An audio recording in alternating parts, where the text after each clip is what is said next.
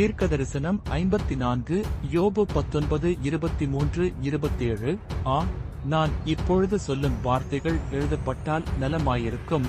அவைகள் ஒரு புஸ்தகத்தில் வரையப்பட்டு அல்லது என்றைக்கும் நிலைக்க அவைகள் கருங்கல்லிலே உளிவெட்டாகவும் ஈய எழுத்தாகவும் பதிந்தால் நலமாயிருக்கும்.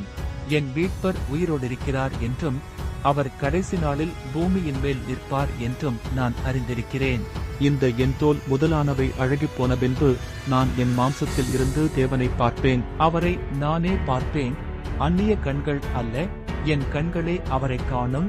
இந்த வாஞ்சையால் என் உள்ளிந்திரியங்கள் எனக்குள் சோர்ந்து போகிறது. யோவான் 5:24-29 என் வசனத்தை கேட்டு என்னை அனுப்பினவரே விசுவாசிக்கிறவனுக்கு நித்திய ஜீவன் உண்டு.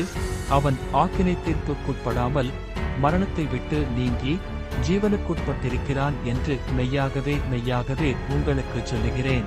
மரித்தோர் தேவகுமாரனுடைய சத்தத்தை கேட்குங்காலம் வரும், அது இப்பொழுதே வந்திருக்கிறது. அதை கேட்கிறவர்கள் பிழைப்பார்கள் என்று மெய்யாகவே மெய்யாகவே உங்களுக்கு சொல்லுகிறேன். ஏனெனில் பிதாவானவர் தம்மில் தாமே ஜீவனுடையவராயிருக்கிறது போல குமாரனும் தம்மில் தாமே ஜீவனுடையவராயிருக்கும்படி அருள் செய்திருக்கிறார்.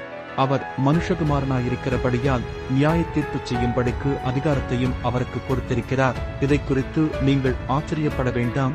ஏனென்றால் பிரேதக்குழுகளில் உள்ள அனைவரும் அவருடைய சத்தத்தை கேட்கும் காலம் வரும். அப்பொழுது நன்மை செய்தவர்கள் ஜீவனை அடையும்படி எழுந்திருக்கிறவர்களாகவும் தீமை செய்தவர்கள் ஆக்கினையை அடையும்படி எழுந்திருக்கிறவர்களாகவும் புறப்படுவார்கள்.